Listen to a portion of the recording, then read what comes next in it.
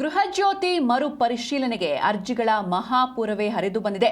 ರಾಜ್ಯಾದ್ಯಂತ ಮರು ಪರಿಶೀಲನೆಗೆ 85,331 ಅರ್ಜಿಗಳು ಸಲ್ಲಿಕೆಯಾಗಿವೆ. ಇನ್ನು ಈ ಪೈಕಿ ಬೆಸ್ಕಾಂಗೆ ಮೊದಲನೇ ಸ್ಥಾನ, ಯಾಕಂದ್ರೆ ಇಲ್ಲಿಗೆ 35,970 ಅರ್ಜಿಗಳು ದಾಖಲಾಗಿವೆ. ಹೆಸ್ಕಾಂಗೆ 24,423 ಅರ್ಜಿಗಳು, ಜೆಸ್ಕಾಂಗೆ 16,985 ಅರ್ಜಿಗಳು ಸಲ್ಲಿಕೆಯಾಗಿವೆ. ಇನ್ನು ಸೆಸ್ಕಾಂಗೆ 6,490, ಮೆಸ್ಕಾಂನಲ್ಲಿ 1,463 ಅರ್ಜಿಗಳು ಸಲ್ಲಿಕೆಯಾಗಿವೆ. ಪರಿಶೀಲನೆ ನಡೆಸಲಾಗುತ್ತೆ. ಪರಿಶೀಲನೆಯ ಬಳಿಕ ಫಲಾನುಭವಿಗಳು ಯಾರಿರ್ತಾರೆ, ಅರ್ಹ ಫಲಾನುಭವಿಗಳು, ಅವರಿಗೆ ಈ ಒಂದು ಸೌಲಭ್ಯ ಎಂದಿನಂತೆ ಕಂಟಿನ್ಯೂ ಆಗುತ್ತೆ.